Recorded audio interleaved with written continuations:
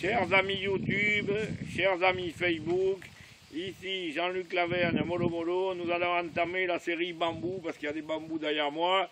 Voilà, on en profite qu'il y a un peu de beau temps pour enregistrer à l'extérieur. Alors, je vais vous parler de la mort parce qu'en fait, on ne vit vraiment que quand on a conscience qu'on peut mourir rapidement.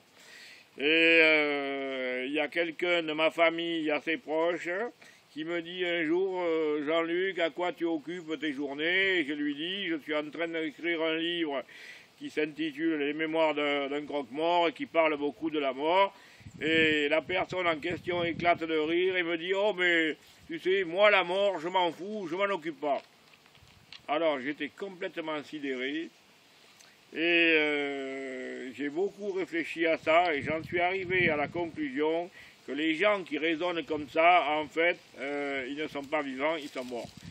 Parce qu'il y a un écrivain célèbre qui a dit « La plupart des gens meurent quelques semaines avant de mourir, mais le drame, ce sont des gens qui meurent des décennies avant de mourir. » Et quand vous avez pour philosophie dans la vie de dire « Moi, la mort, je m'en fous, je ne m'en occupe pas », vous vivez votre vie, vous réfléchissez à rien, vous faites une pizza avec les copains, vous allez à la piscine, vous faites le boulot, vous amenez les enfants à l'école, vous ne réfléchissez à rien.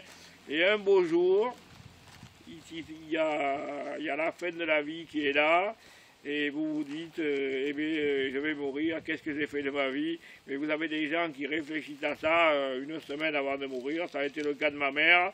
Je suis allé la voir une semaine avant qu'elle meure, je ne savais pas qu'elle allait mourir, mais je dis à ma mère, ça n'a pas l'air d'aller vraiment, et elle me dit, ça tourne dans ma tête là, et j'ai compris qu'elle était en train de faire le bilan de sa vie, et ça se trouve c'est la première fois qu'elle le faisait, le bilan de sa vie, parce qu'elle était là, moi la mort, je m'en fous, je m'en occupe pas, c'est pas mon problème.